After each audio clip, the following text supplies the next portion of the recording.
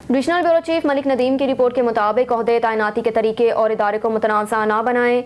इमरान सोचे समझे मंसूबे के तहत इस चीज़ को मुतनाज़ा बना रहे हैं। ख्वाजा आसिफ ने कहा, जिस इदारे ने इमरान खान को इज्जत दी उसे ही मुतनाज़ा बना रहे हैं।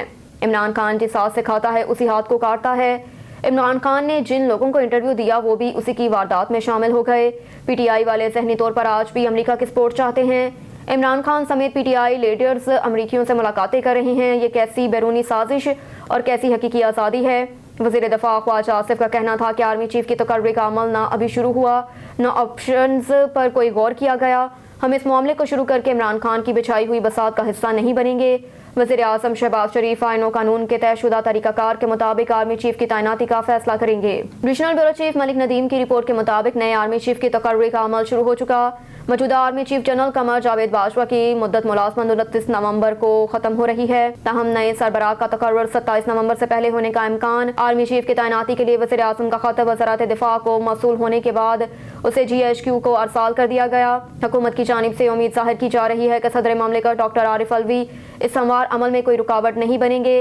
इस हवाले से वज़ीर दिफा ख्वाजा आसिफ का कहना था कि आर्मी चीफ की तैनाती के हवाले से वज़ीर आज़म का खत वज़ारत दिफा को मौसूल हुआ और GHQ को भेज दिया गया। अब 1, 2 या 3 रोज में तैनाती का अमल मुकम्मल किया जाएगा। ख्याल रहे कि नए आर्मी चीफ के उम्मीदवारों में से एक उम्मीदवार 27 नवंबर को ही रिटायर्ड होने वाला है। इससे वज़ीर दिफा ख्वाजा आसिफ की जानिब से चंद रोज कबल जारी किए गए इस बयान की तौसीक होती है कि अहम तैनाती मंगल या बुध को की जाएगी। Divisional bureau chief Malik Nadeem की रिपोर्ट के मुताबिक एयरपोर्ट पुलिस की मौसर कार्रवाई से स्ट्रीट क्राइम की वारदातों में मुलव्वस 2 मुल्ज़िमान गिरफ्तार।